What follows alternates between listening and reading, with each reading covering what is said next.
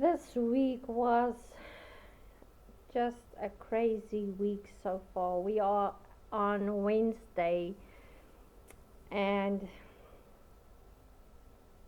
it's just bad. I am totally surrounded with evil. Okay, this video is about the evil that I was surrounded with, and the abuse and the nasty things people say because they don't know what the hell is going on. And let me tell you, if you don't have any sympathy with a man or a woman or a child that is being abused, my best advice for you is to just shut up. Keep your mouth shut. Keep your nose out of their lives and just go on with your own life, okay? Because you know what? You don't know why they are doing what they are doing. You don't know why she or he is still staying with one another.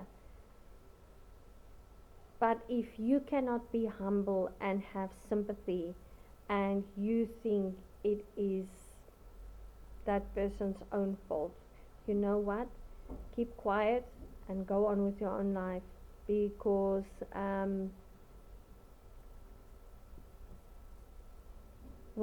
the day you are walking in her shoes, you can open your mouth and you can start talking. So why I'm saying this is, on Monday, my neighbors, she and her daughter were like fighting. It was bad. The music was on and it was a shouting and shouting over the music. It was so bad I had to leave my house, go to the coffee shop and just sit there and try do my work, because I couldn't. I just couldn't. My TV was even so loud and I still heard them shouting and going on at one another. Last night we were just having a nice family chat.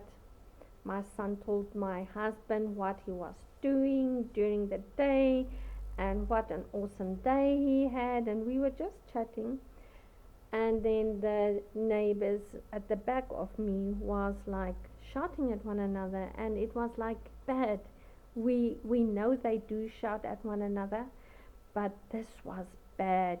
Really very it was bad. I had to close my door.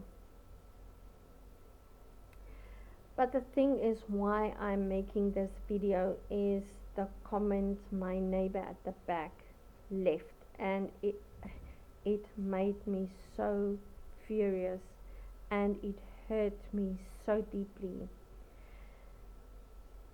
She said that she has no sympathy with the lady who is being abused, because she can pack her bags and she can go.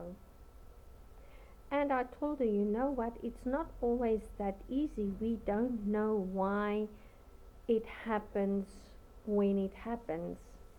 And she just kept on, and her facial expression was like, I don't care.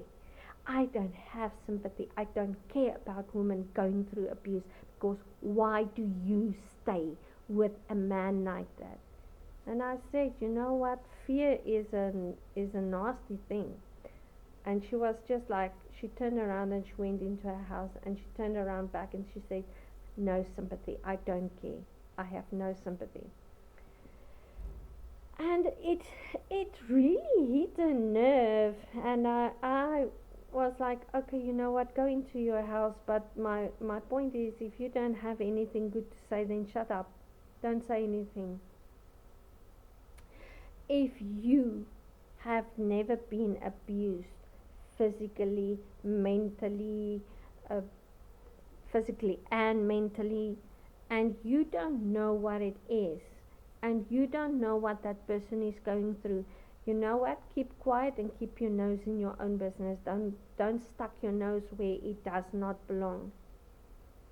Yes, they were fighting. It was a bad fight because you could hear stuff being thrown in the house, and it was bad.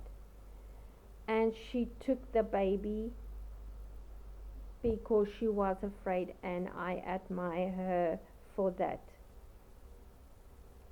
But the next day, you say you don't have any sympathy, and she must just pack her bags and she must go.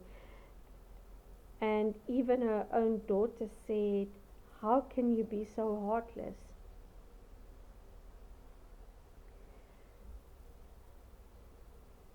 She doesn't know what is going on, and that is my message to each and everyone. Rather go and ask, can I help you? Do you need help? Do you need help? What do you need to get out of this relationship? How can we help you? Be a helper, help that person. Don't leave a comment and say you don't have sympathy with people who are being abused, because you don't know what she is going through. Nobody cared about me. Everybody knew I was abused. Everyone knew. My ex-husband's mom knew he was hitting me. She did nothing. She did nothing. She didn't even say, Tanya, can I help you? What do you need to get out of this relationship? She didn't do it. My parents, my mom, as of from till today, is saying they knew, but they were afraid that when they intervene, they would lose me forever. Yes, I am a stubborn person, and yes, I would appreciate it, some help or just some guidance or just something. But I was going through that totally alone, and maybe she is going through it alone. Everybody know them in town. Everybody know what they are doing. But still, nobody is helping. Nobody is caring. Just do you need help? Do you need, what can I do to help you? That's all. The same with my neighbor next door. We are chatting regularly, we are chatting constantly, and her boyfriend is working in Nelspruit, and every time he comes back on his rest days, it is a constant fighting. He is verbally abusive towards her. Her daughter is hitting her, and I do understand that she is not fighting back because she's already been in a abusive relationship for 17 years. Now she's back in one again. And I was just thinking, is this abuse your drug, that you are addicted to this abuse? Because every time when she sees me, she says she's done, she's over it, and I tell her, phone your dad, phone your mom, phone someone who can help you to just get you out of here. And then she tells me she'll do it when he goes back to work, and nothing happens. And the more I tell her, you've already been in a very bad abusive relationship for 17 years. Now you are back in one, and your daughter is also. Why don't you help your daughter? Why don't you take her to a place where they can evaluate her, where they can help her, knowing why she's doing what she's doing. And she just, yeah, she will do it. But she's not going over and she's not taking action. And you know what? Last night I was thinking by myself, I was just thinking, what would have happened to me if I didn't step out of that relationship? And you know what? It's not just the fact that he abused me, he hit the living nonsense out of me, and he was telling me I'm not good enough, I'm not beautiful, I am just like scum on this earth. He even pointed his gun at me.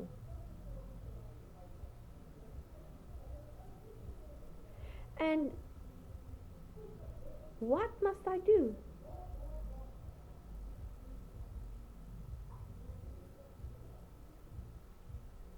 If you hear noises and whatever, it's just the neighbors again.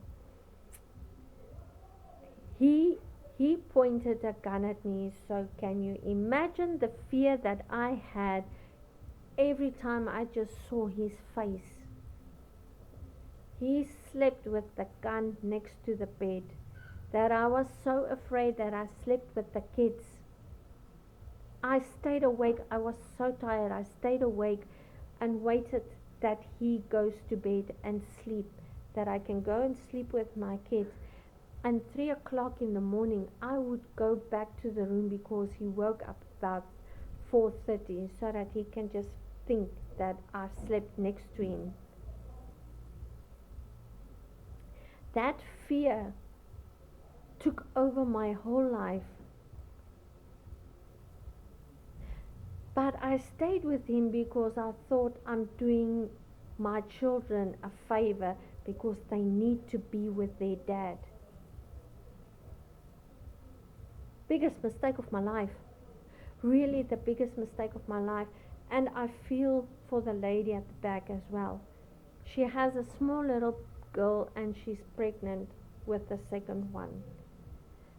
And her whole family is in Cape Town. So I do understand that you have made a living for yourself. But when is she going to realize that enough is enough? Her boyfriend is already cheating on her.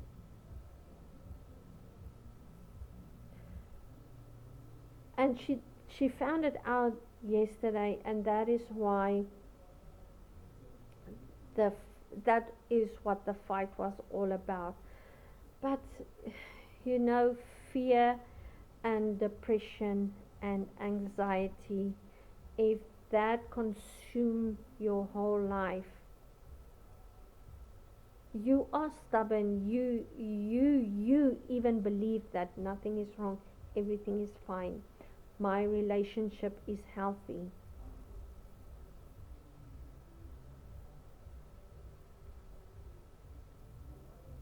It's not.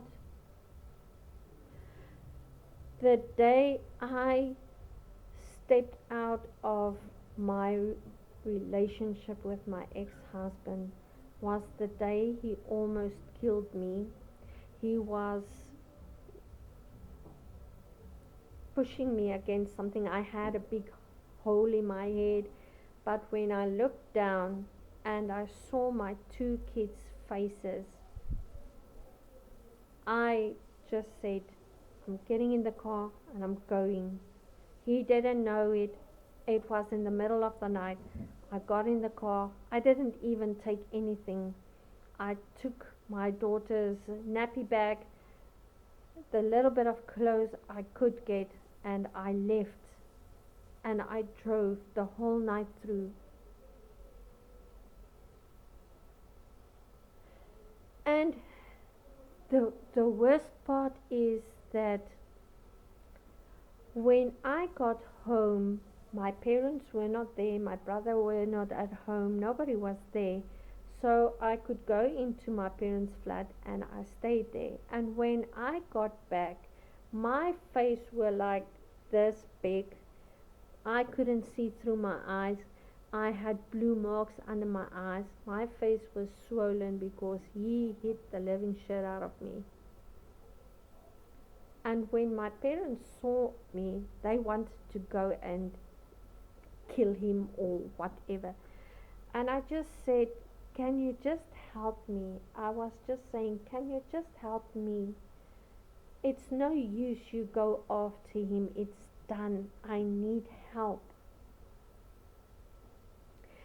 And till this day, my mom said they wanted to help, but they just felt that if they interfere, I would be stubborn as hell and said, I'm writing you off. Back at the ranch, and the more I tell her, if you just intervened, then I wouldn't have become the person that I was. I'm not that person anymore. I'm a better version of that person because I'm working constantly on myself. I'm healing myself from the inside, and I'm doing it through Jesus because He is the one that saved me. But if you don't have a clue what's going on, don't say you have sympathy. You have to have freaking sympathy. You have to try and see. If you want to put your nose in everybody's business, then make a plan and see, hi, how can I help you? The same with my neighbor. Every time she sees me, she says she's done. I tell her, you are the only one that can make that decision to get out of this. She's afraid. She don't and she can't. And it kills me. It kills me inside.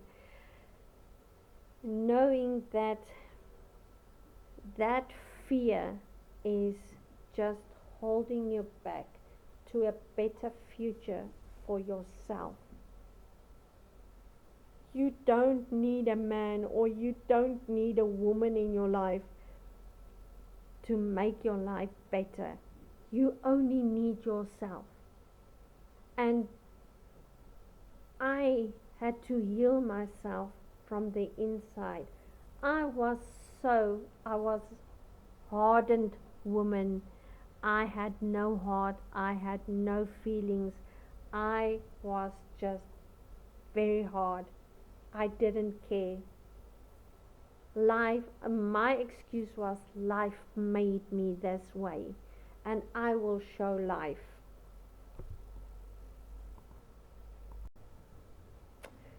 Sorry, I just had to pause quickly. I just had to go and take off my washing. It started raining and it's almost dry, so I cannot leave it.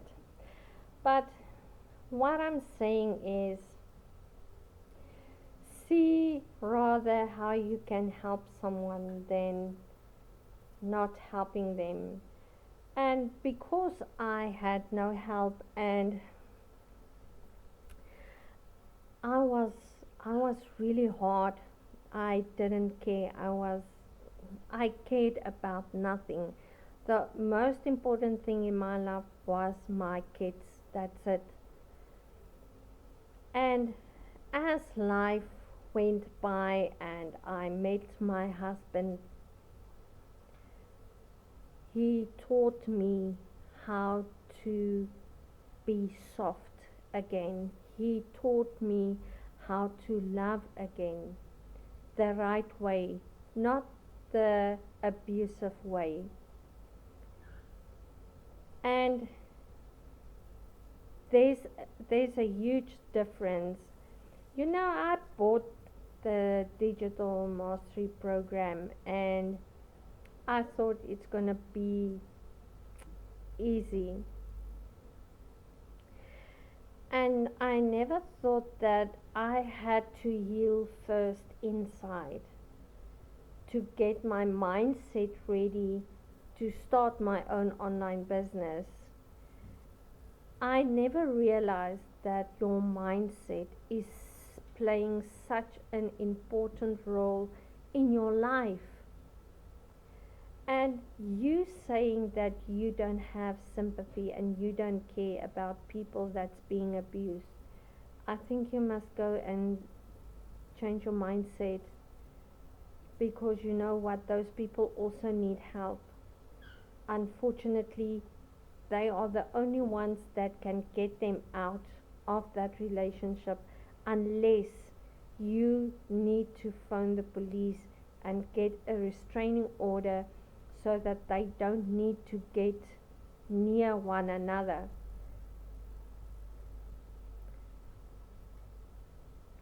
Just keep quiet and mind your own business. But being so heartless and not caring because it's that girl's fault that she's in that relationship. She's allowing it. You know what? It's not her fault. What about the man that's hitting the living nonsense out of her? Why is he not the guilty one? Why is it always the woman that is always in the wrong?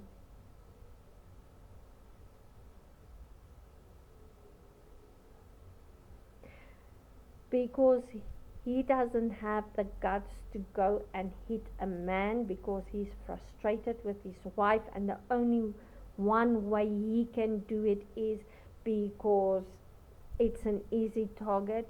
You know what? No, it doesn't work like that.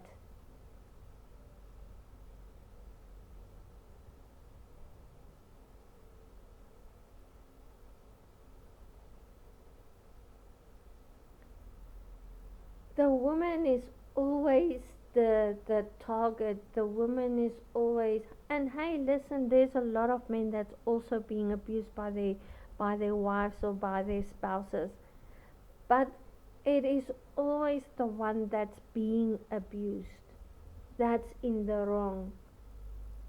I heard so many times that it's my fault that he hit me, that I am instigating the aggressiveness in him.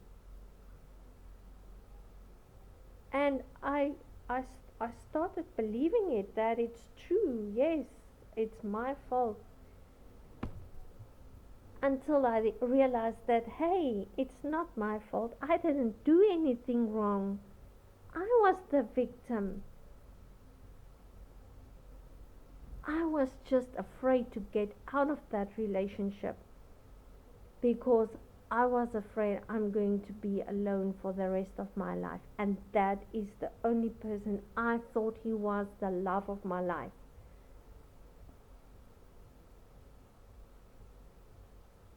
And there's nothing wrong being alone for the rest of your life. There's nothing wrong with it.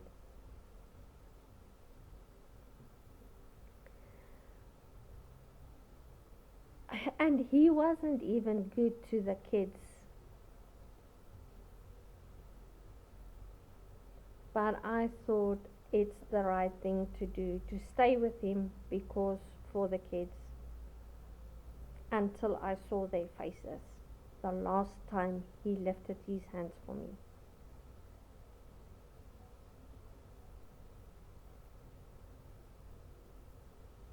I never realized that mindset is playing such a crucial role in every step of your life.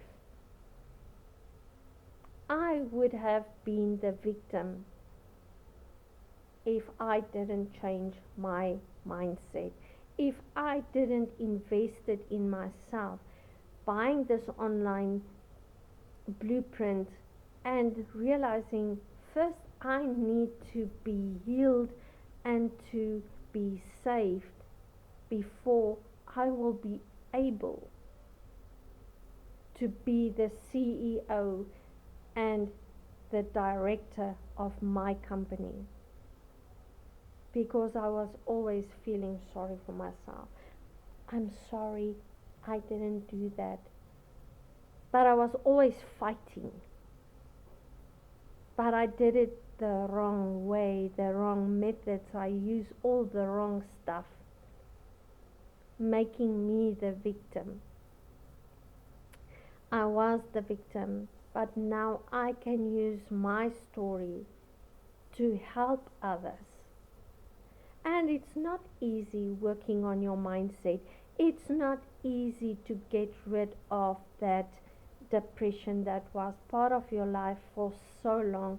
It's not easy getting rid of that anxiety inside of you when something happens, your heart starts beating, you can't breathe and you're like,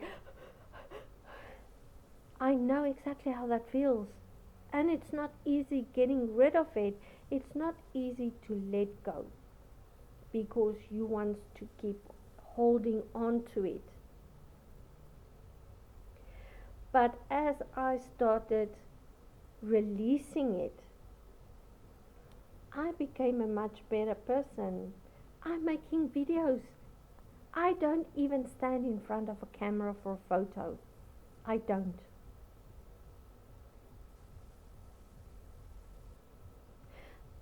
I am more positive than ever.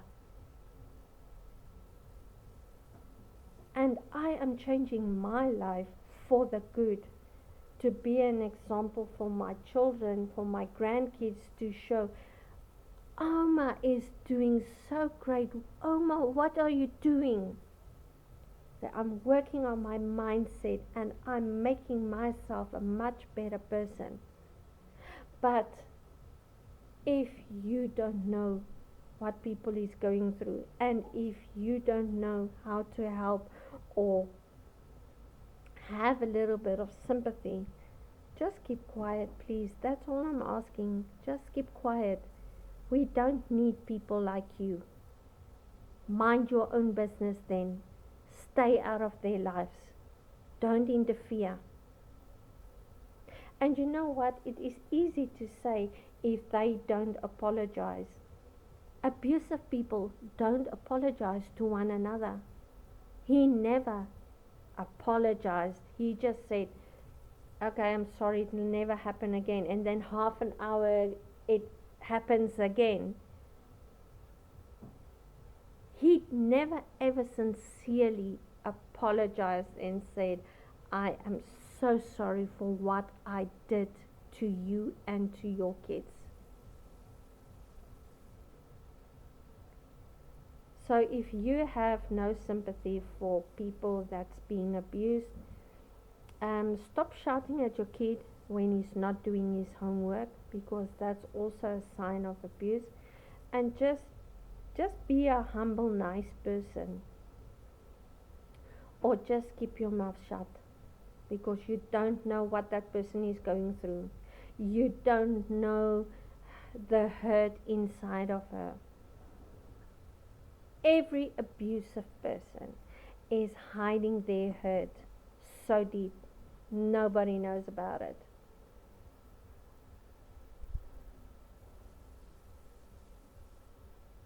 I just want to use, just like Joyce Myers was abused by her father and raped by her father, and how God saved her. I am telling my story just as Joyce is telling her story. I am using YouTube. She is being led by God, talking in front of thousands and thousands of people. I can help that shy little girl, that shy little boy that's scrolling through YouTube and say, oh, I would like to hear what she is saying. And then just realize, thank you, you helped me, because now I know that I am not alone. There is so many helpline toll-free numbers to phone, to just phone them and get the necessary help. Don't stay in that relationship because you feel you are afraid to be alone. It's fine to be alone. You will make it. I promise you, you will make it. if that's your drug, you know what? All drug addicts goes through their necessary symptoms to get rid of all the drugs. You can too. You need just to step away and don't look back. Just keep on walking forward. Don't look back. You will be okay. You really will be okay. Or if you are so desperate, phone the helpline numbers. Get that toll-free number, phone them, stay anonymous and just say, I need help. But don't go and say, you have no sympathy, you don't care about people that's been abused. Shut up. Because one day it might happen to you, and then what are you going to do?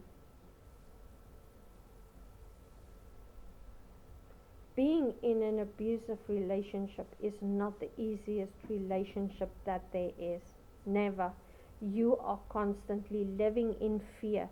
You are constantly on your edge because you don't know when the next hit will hit you in your face or in your stomach or in your ribs, or he's going to push you, you are falling and he will kick you or whatever. You don't know. You are constantly living in fear, and it's difficult to get out of that bubble of yours because you are used to the fear and you are used to the fact that you have to be on edge 24/7, even while you are sleeping.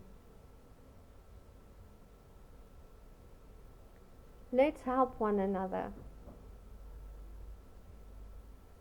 and not look the other way and say it's your problem. A WhatsApp, are you okay? I am here for you. That helps a lot, even though you might think it will not help. It helps a lot. I hope you guys have a blessed day. I will talk to you tomorrow again. And please, if you know someone, just say hi and give that person a hug and say, I am here for you. Because maybe that person's family don't care, or that person's family might feel that, okay, we are not going to intervene because we don't want to lose our child. Instead, they've already lost their child. Be blessed, and I'll talk to you guys tomorrow. Bye.